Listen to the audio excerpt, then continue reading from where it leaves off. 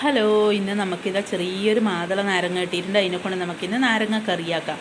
അപ്പോൾ അതിൻ്റെ അടുത്ത് കോയക്ക് ഉപ്പേരിയാക്കാൻ വേണ്ടിയിട്ട് എടുത്ത് വെച്ചിട്ടുണ്ട്. അങ്ങനെ നമുക്കിത് ഈ നാരങ്ങ വേഗം മുറിച്ചിട്ടിട്ട് കാണിക്കാം. അങ്ങനെ നാരങ്ങ ഇതാ മുറിച്ചിട്ട് ഉപ്പും മഞ്ഞളും കൂടെ ഞാനവിടെ പെരക്കി വെച്ചിട്ടുണ്ട്. ഇനി വേഗം നമുക്ക് കറിയാക്കാൻ നോക്കാം. അപ്പോൾ പുളിയെല്ലാം നേരത്തെ പുതിർത്ത് പീഞ്ഞ് വെച്ചിന്. അപ്പോൾ ഇതാ മൺചട്ടിയിൽ വെച്ചാൽ നല്ല ടേസ്റ്റാണ്. അങ്ങനെ പുളിയെല്ലാം പീഞ്ഞ് ലേശം പറങ്കിപ്പൊടി ഇട്ട് നന്നായിട്ട് നമുക്കിത് തിളപ്പിക്കാം. ലേശം ഉപ്പ് കൂട്ടിയിട്ട് തിളപ്പിക്കാം. നാരങ്ങയിൽ ഞാൻ ഉപ്പ് വരക്കി വെച്ചതാണ്. അങ്ങനെ ഇഞ്ചിയും പച്ചപ്പറങ്കിയെല്ലാം മുറിച്ചിട്ടിട്ടുണ്ട്. അതും കൂടെ നമുക്ക് ഇതിനകത്തിട്ട് നന്നായി തിളപ്പിക്കാം. ഇത് തിളച്ച് നല്ല ഇതായി വന്നിട്ടാകുമ്പോൾ നമുക്ക് നാരങ്ങയും കൂടെ ഇതിൻ്റെ അകത്ത് ഇടാം. അപ്പോൾ നാരങ്ങ ഇടുന്നത് ഞാൻ വീഡിയോ എടുക്കാൻ വിട്ടുപോയതാണ്. നാരങ്ങ ഇടുന്നത് വറുത്തിടുന്നതല്ല. അപ്പോൾ ഇതാ നാരങ്ങയുടെ റെഡി ആയിട്ടുണ്ട്. നല്ല കുറുകി വന്നിട്ടുണ്ട്.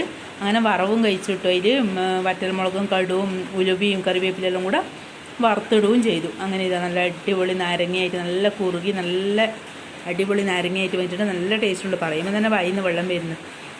അങ്ങനെ ഇത് നമുക്കിനി കുപ്പിയിലാക്കി വെക്കാം. കുപ്പിയിൽ നിറച്ചൊന്നുമില്ല, നല്ല കുഞ്ഞു നാരങ്ങയല്ലേ, കുറുകിയതല്ലേ.